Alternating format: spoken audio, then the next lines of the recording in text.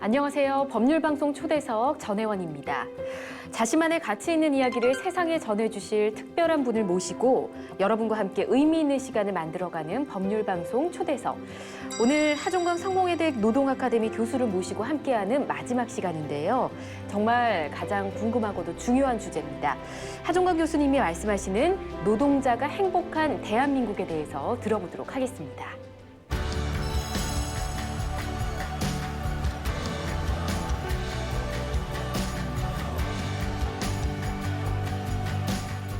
교수님 반갑습니다. 안녕하세요. 네, 안녕하세요. 네, 오늘 이제 드디어 세 번째 시간입니다. 정말 중요한 주제들에 대해서 질문을 또 드려야 할 텐데요. 가장 먼저 교수님이 지은 책 이야기부터 좀 하고 싶습니다. 너무 늦게 만난 사람들이란 책으로 1994년에 제6회 전태일 문학상을 받으셨더라고요. 소개 좀 해주세요. 노동운동하면서 겪었던 일들, 노동상담하면서 만났던 사람들에 관한 이야기를 일기처럼 이렇게 정리했다가 그게 이제 기록문학 부문에서 전태일 문학상을 받게 된 거죠. 그래서 그때 주변에 아무한테도 말하지 않고 그걸 몰래 시청해놓고 마음 조마조마하면서 기다렸어요. 근데 드디어 전화가 오더라고요. 수상하시게 당선됐다고. 그래서 그때 비로소 아내에게 얘기했고 그리고 제 인생의 작은 결실이 맺어진 것 같아서 스스로에게 좀 부끄럽지 않은 이런 뿌듯함이 있었습니다. 책을 굉장히 많이 쓰셨잖아요. 검색만 해봐도 이제 교수님 책 목록이 이렇게 쫙 나오더라고요. 한 페이지가 안 돼서 제가 다음 페이지까지 넘겼었거든요. 근데 모든 책을 다 아끼시겠지만 그중에서도 시청자들이 이 책만은 꼭 보셨으면 좋겠다 생각한 책이 있을까요? 두 개 이야기하고 싶은데요. 네, 두 개요. 노동 문제를 이렇게 쉽게 이해하고 싶으면 이제 가장 최근에 만든 책인데 우리가 몰랐던 노동 이야기라는 책이 있고요. 그다음 제가 노동자들을 만나면서 겪었던 여러 가지 일들이 궁금하신 분은 아직 희망을 버릴 때가 아니다. 그 책입니다. 그래서 꼭 두 개를 꼽으라면 그 두 책을 꼽고 싶습니다. 책 제목 두 개 알려주신 거 꼭 읽어보도록 하겠습니다. 고맙습니다. 자, 이제 본격적으로 노동자가 행복한 대한민국을 위한 제언 들어보도록 해야 될 텐데요. 가장 먼저 어떻게 보면 어려운 질문입니다. 문재인 정부의 노동 정책에 대해서 어떻게 생각하십니까? 물론 많이 실망스럽죠. 그런데 상당히 많은 문제점이 있고 실망스러운데 일단 그 앞장서서 비난하는 말은 제가 삼가하고 있어요. 어떻게든 설득을 해서 제대로 된 노동 정책이 단 몇 개라도 시행되는 걸 보고 싶다. 근데 이제 그런 꿈을 이미 버려야 한다 이렇게 지적한 사람도 있습니다. 최근에 이제 조국 전 장관 문제 때문에 서울대 학생들이 막 촛불 집회라고 막 그랬었잖아요. 근데 그 취업의 공정성의 문제를 제기하며 촛불을 든 서울대 학생들이 서울대학교에서 청소 노동자가 그 계단 밑에 휴게실에서 자다가 사망한 사건이 있었거든요. 환기 전혀 안 되는 찜통 같은 휴게실에서 주무시다가 그 노동자를 위한 촛불은 들지 않는다. 이런 지적하는 글을 썼어요. 어떤 사람이 연락했더라고요. 제가 굉장히 잘 아는 사람이 하종강 포지션은 그렇게 쓴소리하는 포지션은 아니다. 그리고 그 학생들도 공정성에 대한 나름대로의 분노를 가지고 있는 거다. 그렇게 내칠 것이 아니라 어떻게든 끌어안아서 그 공정성에 분노하는 서울대 학생들이 비정노동자 불평등에 분노할 수 있도록 끌어안는 게 하종강이 해야 될 일이지 그렇게 갈라치고 비난하는 게 당신의 역할은 아닌 것 같다고 그렇게 동의했어요. 제가 그래서 문재인 정부가 정말 지금 신노동자 정부라고 보수 세력들은 이야기하지만 신노동적 정책이 사실 거의 없었습니다. 그리고 앞으로도 계획 태행을 보면 노동자의 권리 침해하는 내용들이 굉장히 많아요. 그래서 절대 합격점을 줄 수 없는 모범 정책이죠. 근데 기울어진 운동자 이런 말도 있듯이 보수 언론이나 자유한국당은 더 반노동자적인 정책을 좀 주장하는 것 같거든요. 여기에 대해서는 어떻게 생각하시는지 의견 여쭤봐도 괜찮을까요? 사실 한국은 그동안 지나치게 기업적으로 기울어진 운동장이었습니다. 이걸 이제 바로잡으려고 하다 보니까 그게 노동자 편향적인 것처럼 보이는 거죠. 그러니까 사실 중립이라는 가운데 세운다는 뜻이거든요. 기울어질 때 반대편에 힘을 가하는 게 바로 공정한 겁니다. 한국 사회에서는 노동 문제 이해할 수 있는 기본적인 이해 능력이 다른 나라와 굉장히 달라요. 왜냐하면 전 세계 거의 모든 나라들이 초등학교에서 노동 문제를 철저히 가르치거든요. 네. 그러니까 독일 같은 경우는 초등학생들이 1년에 모의 노사교 수업을 한 10번 정도 해요. 그러니까 초등학생 때부터 노동자 글도 맡아보고 경영자 글도 맡아보면서 미래사에 대비합니다. 나중에 노동자가 되거나 경영자가 될 테니까. 그러니까 한국 사회는 거의 대부분 노동자가 되지만 또 거의 대부분 경영자가 될 줄 알고 다 잘하고 가르치잖아요. 그렇죠. 프랑스 같은 경우는 고등학교 1학년이 되면 그 사회과목 교과서가 한 3분의 1 정도 분량이 단체 교섭의 전략과 전술을 짜는 내용으로 채워져 있어요. 그러니까 독일 교과서를 보면요. 네. 거기 무슨 현수막을 만들고 저명운동을 전개하고 항의문건을 보내고 언론과 인터뷰하고 노동자 간부가 연설문을 작성하고 이런 것까지 다 교과서에 나와 있거든요. 그러니까 모르는 사람이 처음 보면 아니 학교에서 학생에게 데모하는 기술을 가르치고 있네 이런 느낌이 들 정도로 예. 근데 거의 대부분 나라 이걸 다 가르쳐요. 미국도 일본도 가르치거든요. 네. 그런데 한국은 학교 교육 속에 노동 교육이 전혀 없는 나라거든요.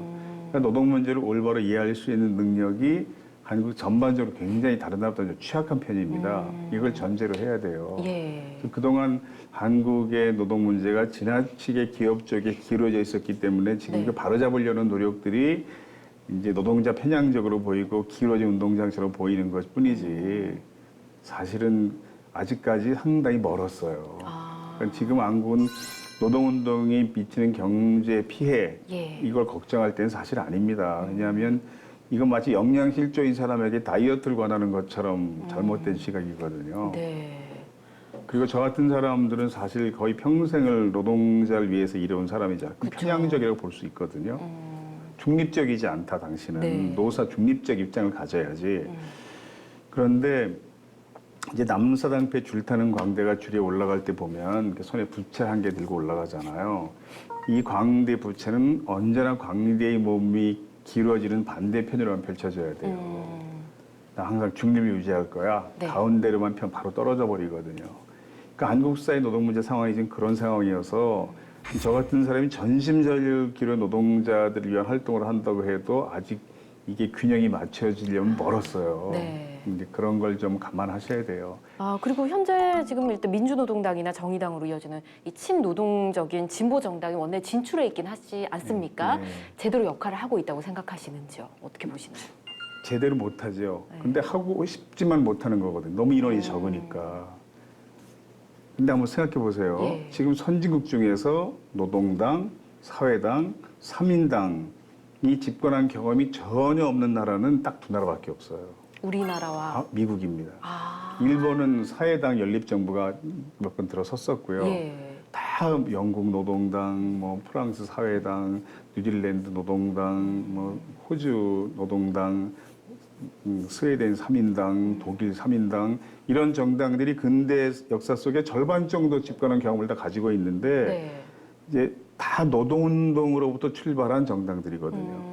그러니까 한국에서 노동운동 출신의 정신이 굉장히 적은 숫자잖아요. 네. 근데 다른 선진국은 절반 가까이가 노동운동 출신의 정치인들이고 절반보다 많아질 때 집권하는 거거든요. 예. 근데 미국도요, 사실은 미국 민주당이 예. 미국 사회에서는 노동자 정당이에요. 왜냐하면 미국은 정치 자금이 엄청나게 많이 드는 나라인데 네. 민주당 정치 자금의 절반 이상이 되게 미국 노동조합에서 나오거든요. 그러니까 미국에서 나름 민주당이 노동자를 대변하는 정당 역할을 해서 네. 미국 노동운동과 결코 맞서지 않습니다. 민주당은. 그래서 올해 이제 문재인 정부의 최저임금 결정액이 역사상 세 번째 낮은 인상률이었습니다. 예. 가장 낮았을 때는 외환위기 겪었을 때예요. 두 번째 낮았을 때는 미국발 금융위기 겪었을 네. 때거든요. 이 두 경제위기 상황을 빼면 올해가 이제 가장 낮은 인상률이었던 거죠. 근데 최저임금의 위원장이 그 네. 결정하고 기자회견에서 뭐라고 얘기했냐 하면 이건 성찰의 결과다. 무슨 얘기냐 하면 문재인 정부 들어선 뒤에 지나치게 급격한 최저임금 인상에 대한 반성의 결과라는 거예요. 근데 과연 문재인 정부 들어서 임금 인상률 결정이 우리가 볼 땐 굉장히 높은 인상률이지만 16.2%가 지나치게 높은 인상률이었을까? 물론 최저임금 적정 액수가 얼마냐는 학자들의 의견이 다양한데 네. 최저임금만 가지고 절대 살 수 없어요, 지금. 그러니까 실제 최저임금은 그 최저임금만 받아도 살 수 있어야 됩니다. 네. 지금 그렇게 하기는 불가능한 액수거든요. 네. 그러니까 미국 민주당 정부는 오바마 대통령이 들어섰을 때 미국 최저임금 40% 인상안을 제출했어요. 그리고 행정명령으로 시행을 해서 예. 일단 연방정부가 하는 사업은 다 그 임무 적용을 했고 이제 모든 주가 적용하려면 의회에서 통과가 돼야 되니까 오바마 대통령이 이제 의회에 가서 뭐라고 얘기했냐면 네. 검색하면 금방 나옵니다. 최저임금 인상 그 안에 반대하려면 예. 한번 당신들이 그 돈 가지고 살아봐라. 이렇게 얘기했거든요. 오바마 대통령이. 네. 그럼 미국의 리버럴 자유주의자도 이만큼 한다는 거죠. 근데 요 장면을 한국 정치를 그냥 갖고 들어오면요. 이건 정의당의 정서지 더불어민주당 정서는 아니거든요. 그러니까 이런 이야기는 의회에서 노회찬 의원이나 심상정 의원 같은 사람이 할 수 있는 말이지 네. 이인영 대표나 홍영표 대표 같은 의원이 말할 수 있는 내용은 아니거든요. 네. 그러니까 미국이 좋은 나라라는 뜻이 아니라 하물며 미국도 요만큼 한다는 거죠. 이렇게 이주 노동자, 비정규직 노동자, 정규직 노동자, 노동자도 내부 분화가 좀 심하다, 뭐 이런 의견들도 좀 있더라고요. 이건 어떻게 근데 보십니까? 크게 두 가지 문제를 이제 물어보시는 것 같은데요. 예. 그러니까 비정규직이 굉장히 큰 차별을 받고 있다. 예. 이런 문제하고 물론 이주 노동자도 포함되죠. 네. 정규직 노동자가 상대적으로 기득권자이고 귀족 노동자처럼 보인다. 우리나라에서는 이 좀 두 가지 그렇잖아요. 문제거든요. 예. 근데 이제 비정규직이 한국만큼 많은 나라는 없어요. 그러니까 본래 비정규직은 이제 사용사유 제한이라는 개념이 있어서 특별한 경우 외에는 채용할 수 없었어요. 예. 외환위기 이전까지는. 그랬다가 외환위기가 워낙 엄중한 경제위기 상황이 닥치니까 기업을 어떻게 살려야 한다. 기업 노동비용을 줄여주기 위해서 비정규직을 합법화한 겁니다. 네. 그럼 제가 경영자여도 비정규직을 뽑습니다. 그러면. 그렇죠. 일단 노동비용을 줄이기 위해서. 네. 근데 기업이 적정한 노동비용을 부담해줘야 그 나라 경제가 원활하게 운영이 돼요. 근데 한국은 그동안 고도 경제 성장을 이룩한 중요한 요인 중 하나가 저임금이었거든요. 네. 그러니까 기업의 인건비를 절약하는 방식으로 수익을 창출하는 경영 방식이 너무 토착화돼 버린 거예요. 그러니까 지금 유럽연합이 예. 대표단이 한국 와서 계속 거주하면서 문재인 정부에게 국제노동기구 협약을 비준해라. ILO 협약 비준하라고 요구하고 있거든요. 국제노동기구는 유엔 산하기구지만 창설 연도가 더 빠르고 예. 가입 국가 수도 더 많아요. 그러니까 공식적인 세계 첫 번째 국제기구는 ILO입니다. 예.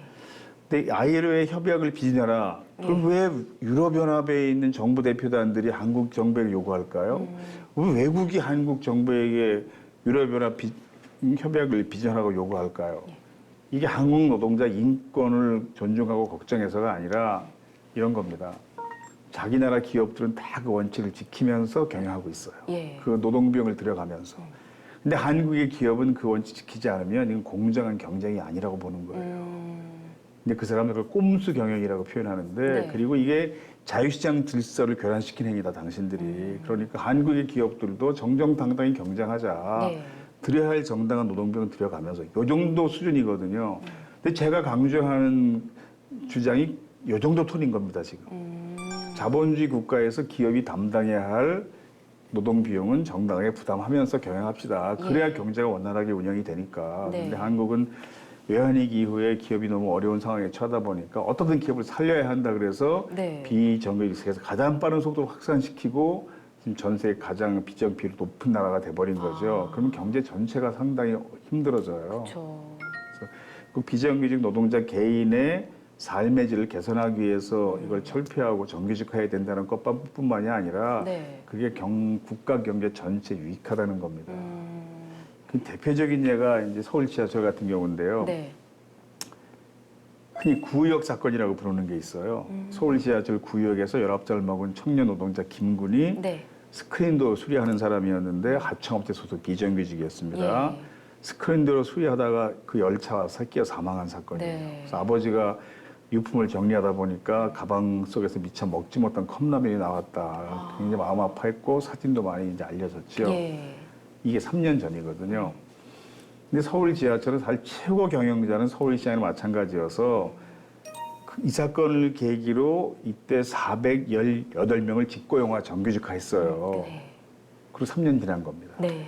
그럼 3년 지난 지금 이 사람들에게 그때 정규직에서 비정규직에서 정규직이 되면서 가장 크게 달라진 게 뭡니까? 물어보면 위험하다고 말할 수 있는 권리가 생겼습니다. 이렇게 답해요. 아, 그렇군요. 그러니까 하청업체 비정규직일 때는 해고가 두려워서 위험한 작업을 시켜도 이 작업은 위험합니다. 이 말을 못했다는 뜻이거든요. 예. 그래서 스크린도 사고가 3건이나 발생한 거예요. 그때. 그러면 이게 그 정규직화된 노동자에게만 유익했을까? 그게 아니라 예. 3년 동안 스크린도 고장 건수가 5분의 1로 줄었어요. 그렇군요. 5분의 1이 줄은 게 아니고 5분의 1로 줄었어요. 그러니까 5분의 4가 줄어든 겁니다. 네. 이건 당연한 결과. 왜냐하면 비정규직이어서 더 좋은 직장을 찾아갈 때까지 잠시 머무는 직장에서는 이렇게 하지 않아요. 노동자들이. 맞아요. 평생 직장이 되면 정규직이 되면 내가 여기서 이제 결혼하고 아이 낳아 키울 때까지 30년, 40년 일하게 될 거다.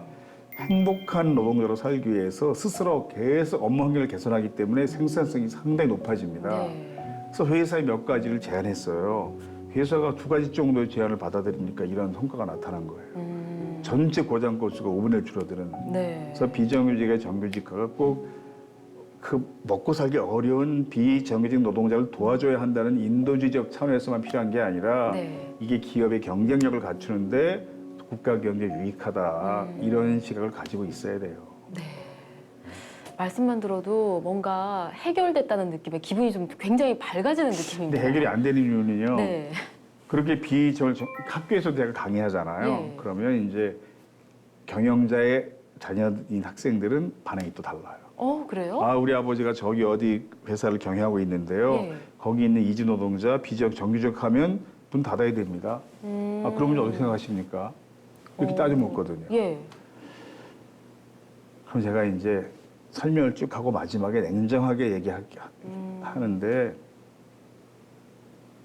문 닫아야 됩니다. 그러면 정당한 노동비용을 지불할 수 있는 경영자에게 넘기셔야 돼요. 한계 기업은 예. 노동 비용을 절약하는 방식으로만 수익을 창출하는 그런 기업은 계속 운영을 해도 국가 경제에 유익하지 않습니다. 그래서 사실 무능한 노동자를 해고해야 한다고 주장할 게 아니라 예. 무능한 경영자를 빨리 유능한 경영자를 교체해야 돼요. 우리는 최저임금을 지불하면 문 닫아야 되는데요. 그럼 사실 그런 기업은 문 닫는 게 사회 유익하다고 볼 수도 있는 거예요. 지금 이제 삼성이 국가 경제에 기여한다. 이건 사실이잖아요. 네. 다 그렇게 생각합니다. 삼성은 저임금 사업장은 아니거든요. 그쵸. 삼성의 자랑은 우리는 최고임금을 지불하면 부가가치로 경쟁하겠다는 거죠. 그러니까 기업들이 인건비를 절약하는 방식의 수익을 창출할 수 있도록 계속 허용하면 부가가치 창출 노력을 안 해요, 기업들이. 네.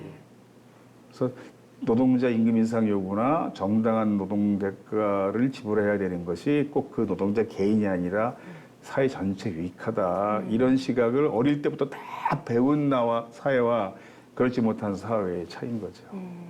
사실 뭐 노동조합이 임금 인상을 내걸고 파업을 한다 그러면 아니 뭐 집단적으로 이거 너무 이기주의 아니야? 이렇게 얘기하는 분들도 있지 않습니까? 예. 어떻게 보시나요? 그런 경우가 전혀 없진 않지요. 예. 그런데 보편적으로 보면 왜 전 세계 대부분 나라에서 노동자가 자기 이익을 추구하면서 타인에게 손해를 끼칠 수 있는 권리를 헌법상의 기본권으로 보장하고 있겠어요. 그게 시민의 불편을 초래하고 단기간의 경제적 손실을 가져올지라도 예. 결국 사회 전체 유익하다. 이걸 사실 데이터로 설명할 수 있거든요, 이건. 그러니까 이제 우리 한 대기업이 노동조합이 파업을 해서 예. 임금 협상을 타결시켰어요. 그래서 기본급을 4,000원 인상하기로 하고 타결했대요. 예. 그랬더니 한국 언론들은 대개 이제 뭐라고 제목을 뽑냐 하면요. 기본급 4,000원 올리려고 3조 원 날렸다. 이 대기업 정규직 노동자들이 겨우 4,000원 올리겠다고 파업하는 바람에 3조 원을 날렸다. 이렇게 기사 제목을 뽑습니다. 네. 다른 나라 언론은 뭐라고 뽑냐면요. 기본급 4,000원 올려주지 않으려고 3조 원 날렸다. 이 경영진이 코스트 개념이 없어서 네. 더 많은 비용을 지출했다. 이렇게 보거든요. 네. 그러니까 사회 구성은 대부분 노동자이거나 가족인데 우리는 기업 중심의 사고를 하도록 계속 너무 오랫동안 길들여진 측면이 있어요. 예. 그래서 이런 걸 바로잡을 필요가 있습니다. 그러네요. 지금 처음부터 말씀해 주신 내용 중에 우리나라는 뭐 그런 교육이 아예 처음부터 안 된다. 네. 그렇게 말씀하셨으니까 뭐 교과서를 비롯해서 많은 교재라든지 그런 시각들이 과거 기득권층 시각이 그대로 머물러 있지 않습니까? 이게 좀 네. 바뀌어야 되겠네요, 그러면. 좀 바뀌었어요, 최근에. 최근에 바뀌었나요? 네, 저희가 이제 지난 교육과정에 중고교 사회교과목 교과서 63종 출판이 돼 있었습니다. 예. 이걸 전수조사를 해본 적이 있어요. 예. 근데 총 페이지가 17,200쪽쯤 됐어요. 예. 근데 그 중에 노동에 대해서 언급한 페이지 수와 예. 기업에 대해서 경영에 대해서 언급한 자본 기업 경영에 대해서 언급한 페이지 수가 한 예. 4배 정도 차이 났거든요. 아, 그랬군요. 그러니까 근로나 노동에 대해서 언급하는 페이지 수보다 뭐 기업 경영 자본에 대해서 언급한 페이지 수가 4배 정도 많았는데 더 중요한 차이는 예. 기업의 역할은 굉장히 되게 길게 설명하는 내용들이 많아요. 근데 노동 근로에 대해서 간단히 언급한 경우가 대부분입니다. 그러니까 실제 분량 차이는 이건 4배가 아니고 거의 수십 배 차이 나는 거죠. 네. 이제 서울시 같은 경우에는 작년에 이제 조례를 제정해서 관내 모든 고등학교에서 노동인권 교육을 의무화하는 조례를 제정했습니다. 아, 그랬군요. 조례가 제정된 것은 교육감이나 시장이 바뀌어도 이 사업 계속 한다는 뜻이죠. 아. 이게 확산되고 있어요, 지금. 네. 그래서 여러 군데 시도가 결의했더니 국회에서 통일된 법을 만들자. 그래서 지금 국회 환경노동위원회에 노동인권교육 촉진에 관한 법률안이 이제 올라가 있어요. 그래서 소위에서 심의 중이라고 그러더라고요. 네. 이건 우리가 노동 편향적인 사회로 변하는 게 아니라 너무 늦게 다른 나라가 이미 다 하고 있는 걸 이렇게 따라가는 것일 뿐이지. 근데 이게 전혀 없던 사회에서 시작되니까 노동 네. 편향적으로 보이는 거예요. 걱정이 되는 시각이 있는 거죠. 예. 그 특성화 고등학교는 이제 2, 3년 전부터 부분적으로 노동인권 교육이 시행되기 시작했어요. 예. 그랬더니 어떤 일이 벌어졌냐 하면 얼마 전에 학교 급식 노동자들이 파업을 한 적이 있었거든요. 네. 그동안 볼 수 없는 청소년들이 나타났습니다. 밥 안 준다고 원망 말고 파업 이후 관심 갖자. 아. 이런 캐치프레이즈를 만든 네. 광주 지역 학생 내가 직접 가서 만나봤어요. 네. 광주 전자고등학교를 기억하는데 주로 특성화 학생들이 이런 활동을 많이 했어요. 불편해도 괜찮아요. 파업 지지합니다. 네. 특성화고는 2, 3년 전부터 노동교육이 도입되기 시작했거든요. 그 2, 3년 정도의 교육만으로 이런 변화가 온 거죠. 예. 그리고 이제 경기도 같은 경우는 옛날 김상훈 교육감이 있을 때 민주심이라는 과목을 개설했어요. 근데 다른 선진국이 굉장히 중요한 과목이 민주시민 과목입니다. 특히 프랑스 같은 경우 대표적인데 예. 민주시민 교과서가 초등, 초급, 중급, 뭐 중등, 초등, 중급 여러 단위로 나와 있어요. 오. 그 민주시민 교육 과목의 굉장히 중요한 비중이 노동교육이거든요. 예. 근데 우리나라도 이제 경기도에서 민주시민 과목을 개설하고 교과서를 개발해서 초등학교 3, 4학년용, 5, 6학년용, 중학생용, 고등학생용 민주시민 교과서를 이제 만들었습니다. 네. 여기 노동 단원이 2단원씩 다 들어가 있어요. 그래서 경기도 지역의 초중고등학교들은 네. 이 과목을 개설하고 가르치가 나오기 시작했습니다. 그래서 한국도 이제 중학생 중에 보면 뭐 사칙 교섭위원, 네. 노칙 교섭위원 이렇게 팻말 세워놓고 교섭하는 수업도 하는 데가 있고요. 오. 그래서 이런 학교가 조금씩 이제 많아지다가 네. 이제 언젠가는 모든 학교가 그런 교육하는 날이 올 텐데 이게 보통 아시아 지역의 다른 나라들 한 40년쯤 전에 한 거고요. 네. 프랑스는 한 90년 전에 한 거고요. 우리는 굉장히 늦게 따라가는 것이지 이걸 네. 노동 편향적이다 이렇게 볼 일은 아니라는 겁니다. 알겠습니다. 이제 모든 문제들이 뭐 교육 문제도 마찬가지고 다 이 노동 문제와 연관이 되는 것 같다라는 생각을 확실히 저희가 알았거든요. 네. 평생을 이 노동자의 벗으로 살아오셨고 노동자와 함께 하셨는데 교수님과 함께한 이 3번의 시간 동안 말씀 굉장히 잘 들었습니다. 이제 네. 저희가 이 시간을 마무리할 때가 돼서 우리 시청자분들께 꼭 이 한 말씀을 드리고 싶다 하는 생각이 있으실 것 같아요. 어떤 직종에 일하든 자기 권리 소중히 생각하고 이렇게 주장하는 삶이 개인의 행복은 물론이고 사회 전체 발전에 기여하는 올바른 선택이다. 네. 이런 생각을 했으면 좋겠어요. 그러니까 우리 사회에서는 심지어 어떤 교실에 어떤 급분이 써 있었냐면요. 예. 공장 가서 미싱할래? 대학 가서 미팅할래? 아, 이런 급분도 있었거든요. 예. 그러니까 한국 사회 노동자가 되면 내가 왜 재수없게 노동자가 됐을까? 왜 난 사장 아들로 못 해놨을까? 이런 생각하게 만들거든요. 이건 옳지 않다는 거죠. 네. 그러니까 노동자가 되어도 당당히 살 수 있게 하려면 정당한 대우를 받도록 하는 게 굉장히 중요하고 그 중요한 역할을 주로 노동조합들이 많이 담당하고 있는 거니까 네. 무슨 노동조합, 파업, 민주노총 이런 단어를 들었을 때 시청자들께서 내 머리에 떠오르는 이 생각이 틀린 생각일지 모른다. 오랜 세월 동안 잘못 익숙해진 잘못된 생각일지 모른다. 의심을 가져보셔야 그다음에 진실이 보인다고 할 수 있어요. 다른 나라의 시민들도 이렇게 생각할까 예. 이런 의문을 품을 필요가 있습니다. 잘 알겠습니다. 교수님 말씀 들으면서 정말 이 노동자는 남을 얘기하는 게 아니고 나 자신이고 우리 사회의 모든 일원을 하나하나 지칭하는 말이기 때문에 우리가 그에 대해서 뭐 그 단어 자체에 대한 거부감을 가질 필요가 없이 네. 조금씩 인식을 바꾸고 지켜줘야 될 존재들이다. 이런 인식을 좀 가졌으면 좋겠습니다. 네, 고맙습니다. 네, 시청자 여러분, 오늘 법률방송 초대석은 여기까지입니다. 다음 시간에도 여러분을 위한 특별한 분을 모시고 가치 있는 이야기로 다시 돌아오도록 하겠습니다. 함께해 주신 여러분 고맙습니다.